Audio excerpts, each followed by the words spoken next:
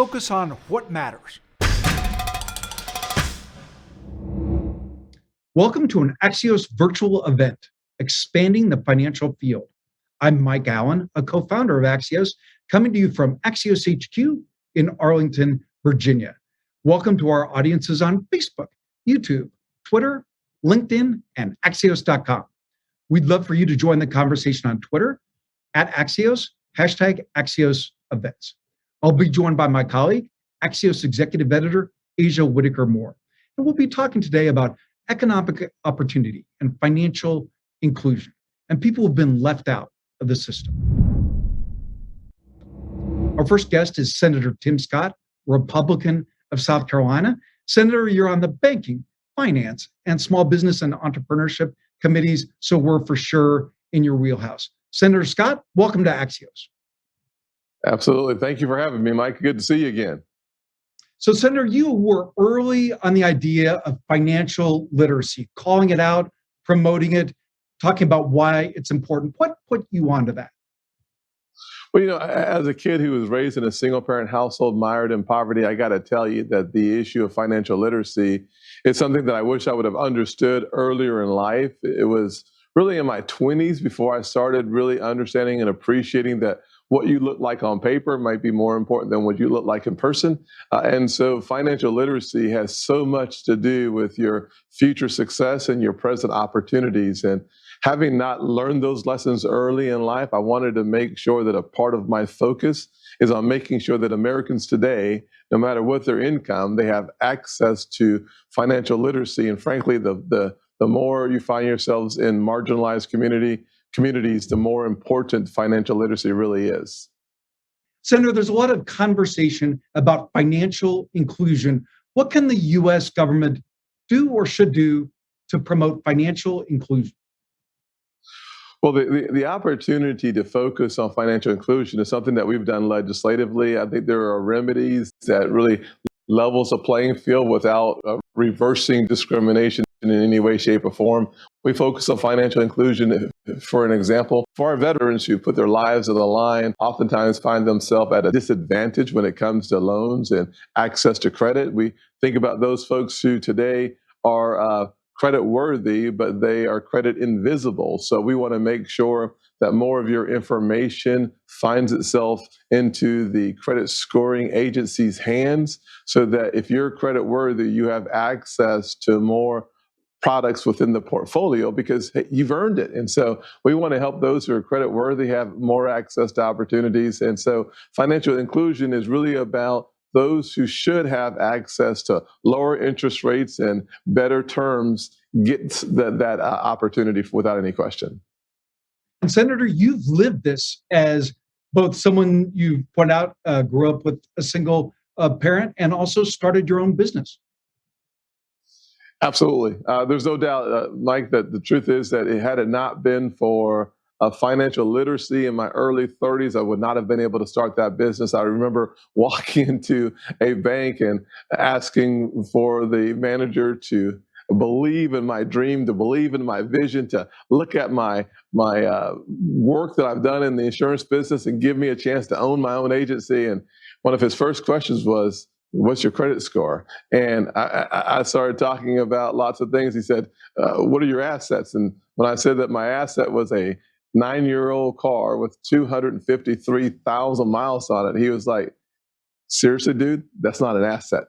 He didn't say those words, but I think that's what he meant, because he smiled a lot, and then he walked me through the importance of being credit worthy, and my credit score was decent, didn't have the assets, but he helped me understand the importance. And then I had a couple of small business owners who are mentors who also injected into that situation hope through an investment in my business that got me started, and then the bank came back to the table. So it's so important to have healthy relationships and a healthy relationship with a financial institution so that your dreams have a better chance of becoming true.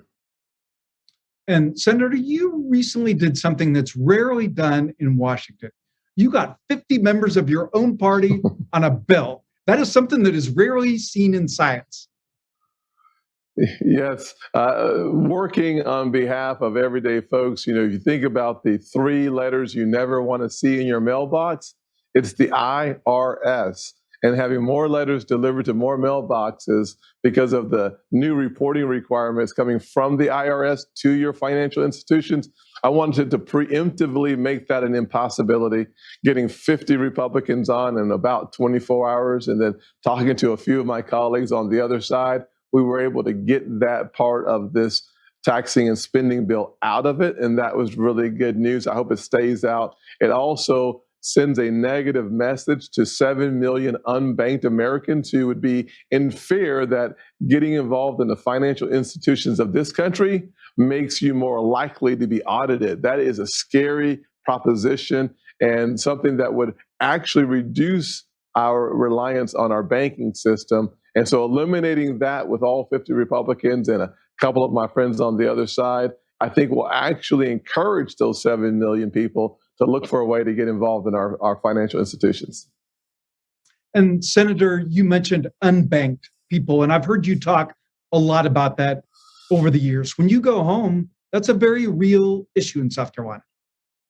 Yeah, Mike, I tell you what, the percentage of South Carolinians who are unbanked is around 16, 17%. That means nearly 1 out of every 5 South Carolinians do not have a good relationship or any relationship with a financial institution. That means that they're using cash to transact their business. That A, could be dangerous, and B, means that they're not able to avail themselves to the entire portfolio that might be available at their financial institution. So we want to find ways to encourage that credit invisible or those who are unbanked to become a part of the system so that they and their kids get to benefit from the excellent opportunities that are afforded to people who have that relationship. And we saw that, frankly, Mike, during the pandemic, that having a relationship with your financial institution, especially as small businesses, was really important to getting your PPP loan approved and then forgiven in record time.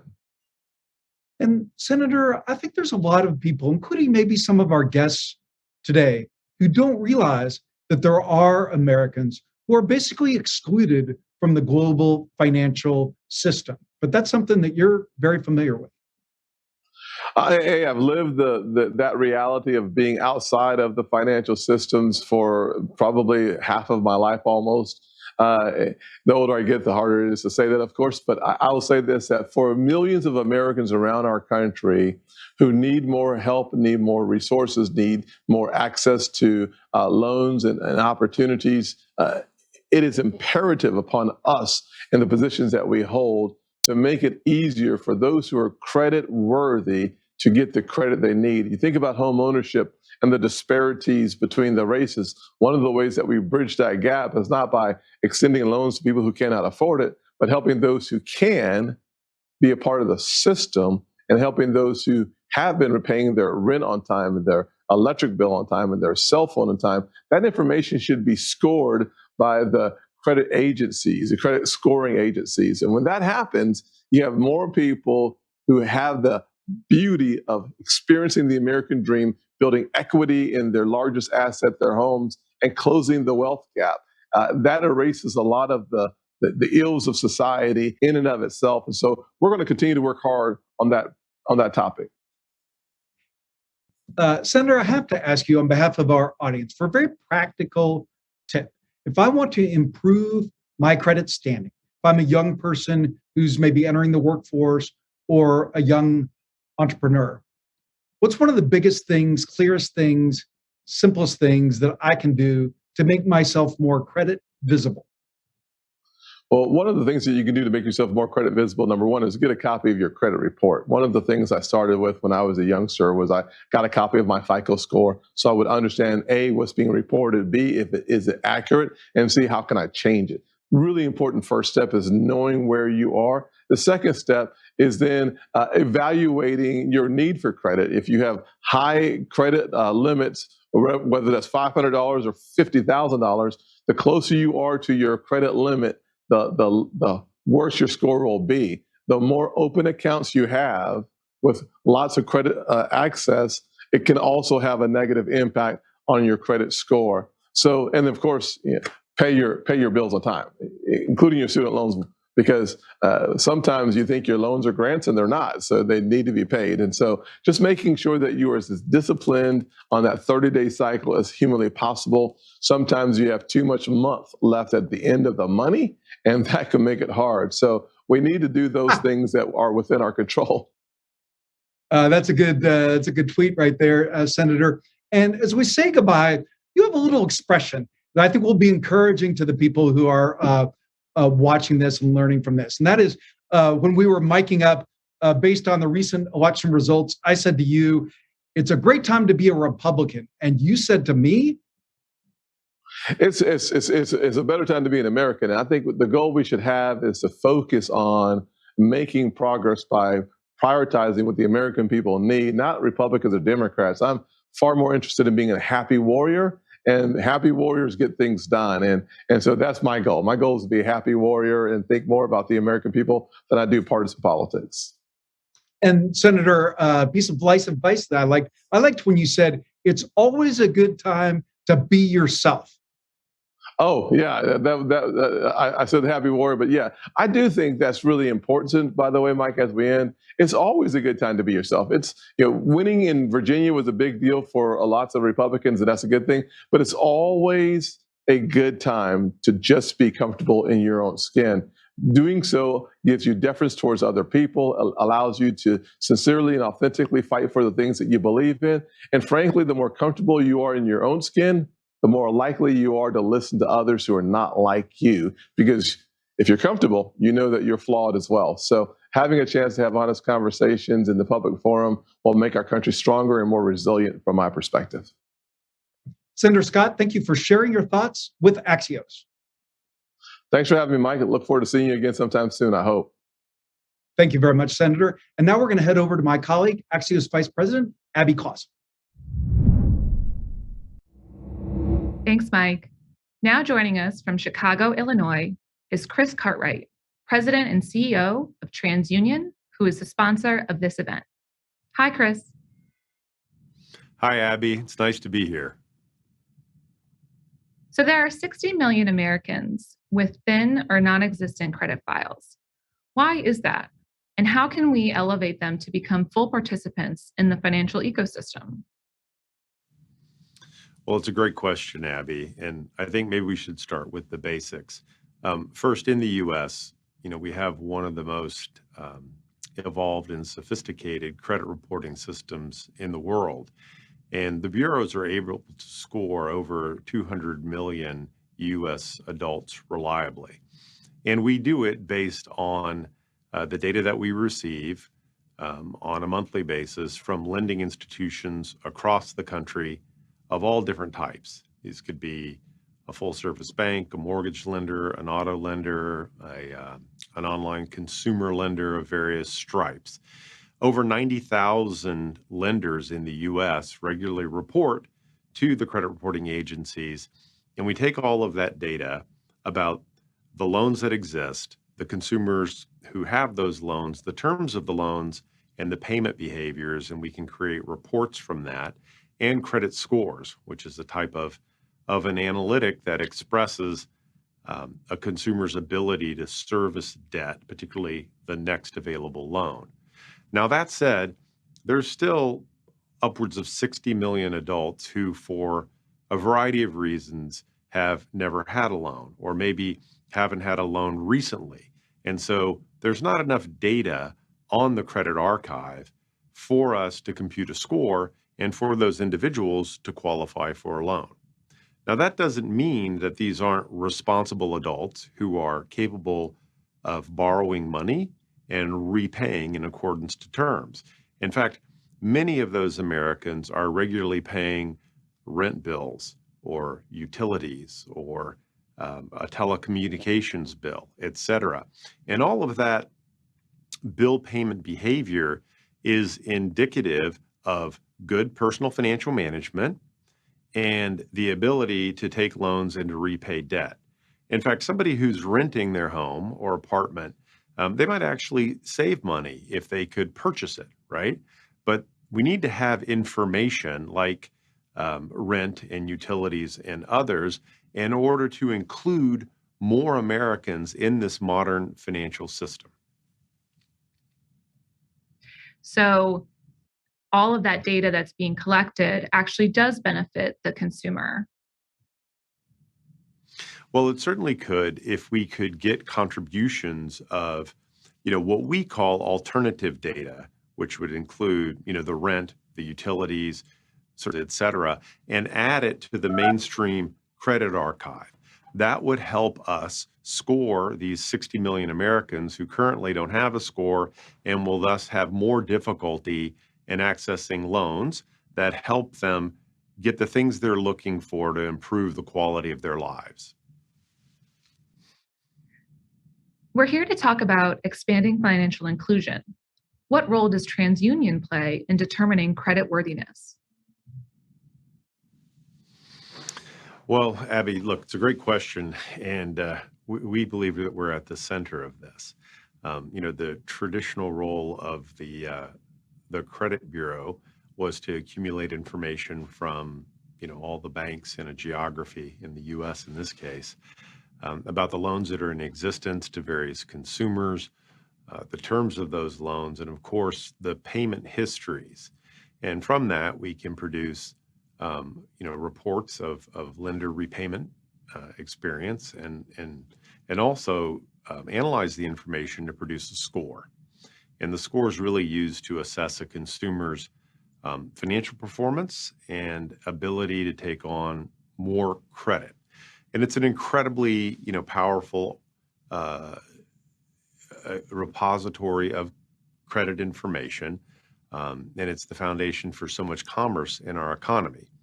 That said, there are other forms of information that are really important indicators of a consumer's financial management practices, if you will, that currently aren't on the bureaus and aren't taken into account.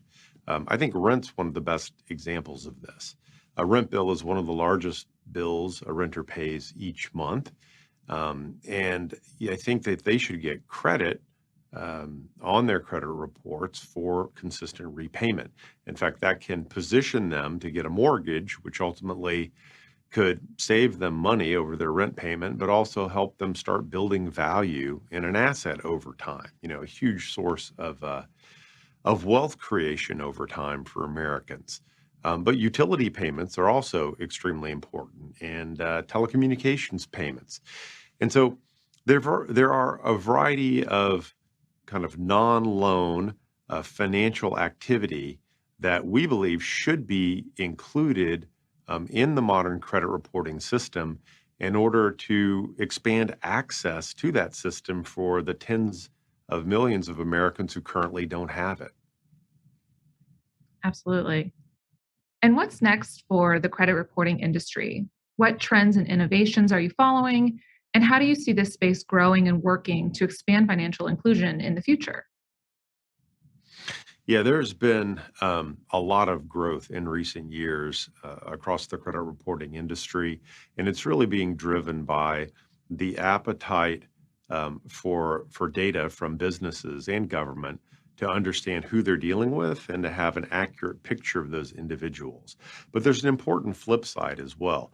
Consumers, as they engage in the modern economy, which, as we all know, is increasingly digitally driven, they want to bring the full complement of data about their behavior, their personal financial characteristics, if you will, so they are completely and fairly represented. This is true for all consumers, but it's particularly important for underrepresented populations that haven't had the same access historically to lending as others. Well, I hope that we do get to a place where there is more inclusion in our financial institutions. And it seems like TransUnion is working for that as well. So thank you, Chris, for joining us and Axios in this discussion today. Yeah, thank you, Abby. And listen, I'm an optimist. We are on an encouraging trend of, increasing access to information and helping more consumers participate in the economy. And I'm confident in the partnership that we have with government in order to achieve that. That's great. And we want to thank TransUnion for making this broader conversation possible. Now to my colleague, Asia Whitaker-Moore. Thanks, Abby. I'm Asia Whitaker-Moore, executive editor at Axios. And our final guest is the president and CEO of Women's World Banking, Mary Ellen Iskenderian, joining us from Boston, Massachusetts. Hi, Mary. Hi, Asia. Great to see you again. Thank you for joining us. So I guess we should kick things off and talk a little bit about why we're here. So after more than a year of really unprecedented global challenges related to the pandemic, both the public and private sectors are rethinking equitable economic growth, and we're facing a widening divide in economic opportunity, uneven access to digital technology, both at home and abroad. So maybe we can start off by talking about who this is impacting, who's being excluded the most, and does it make sense to target those people who are furthest outside the tent or those that are the easiest to reach? Well, that's a great question, but I do think one of the really seminal, important takeaways from this last year and throughout 2020 and then again into this year was just how women in every geography, every age, every economic segment have really been disproportionately affected by both the health aspect of the pandemic, given that they were disproportionately represented in frontline workers, but also in the economic part of the pandemic. We saw unemployment rates across the globe 2 percentage points higher everywhere for women than for men. And maybe you can talk a little bit about, I think one of the bright spots is that there's been a lot of female entrepreneurship, small businesses starting up in the pandemic and even prior to that. But women are still struggling to gain equal access to the same kind of financial resources, investments, opportunities. So how do you think about reaching women specifically and overcoming some of the challenges they've had there? So I think for us, where our engagement is really around getting the nearly 1 billion women who are completely cut out of the formal financial system included. And we see one of the really bright spots, one of the silver linings perhaps of the global pandemic has been the fact that so many governments have targeted global relief payments to women, around women, and they've done so digitally. So you've seen this real rush of women who, again, were really sort of denied access to both the technology and this increasing growth in digital financial services. You've seen them finally getting access, to cell phone technology and to financial resources that are delivered that way. And the digital space is really starting to pay off for women. You're seeing many more women take advantage of, digital commerce, working through existing digital platforms. It's a way to sort of work from home, but to reach a much broader audience. So you're really seeing digital start to pay off for women, particularly now that they're gaining greater access to the technology. That's, I think, a really important point. And maybe you could talk a little bit about, now that we're seeing, a rush to adoption, how, financial literacy and digital literacy plays into people's ability to actually access these technologies and use them, to their fullest capabilities. I love that you put those two together because they really are increasingly the different sides of the same coin, if you will, that so much of financial inclusion, financial outreach to underserved populations today is being done through cell phone technology. But still, we've got a 15% gender gap in ownership of smartphones in particular, so internet access. Now, that's actually a good number. It's the first reduction that we've seen since we've been collecting that data, but it really will only fulfill its potential, women's access to that technology, if they know how to use it, if they feel confident using it. So it's really no longer enough to say, do you know how to budget? Do you understand compound interest? Sort of some of the traditional financial literacy topics. You've got to add that digital literacy so that women feel confident and feel they've got the skills and the knowledge that they need to really use that technology that they're now finally getting access to. And when you think about some of the creative solutions that you've seen take hold in the private sector, over the past year or even beyond that, what are some of the things that you think have the most, lasting impact? What's working? So I think I divide my answer into two groups. First, I think you've started to really see amongst some of the corporate sector the real recognition that if we don't deal with women's caregiving responsibilities, it's the number one reason cited by both women and men for not going back to the workforce. If you don't, and some companies have really started to understand how important caregiving is going to be to economic growth, economic recovery. So I'd say there's that one really important piece that corporates, I think, are being quite responsive to. The other, I'd say, specifically relates to the idea of technology and finance, i.e. fintech.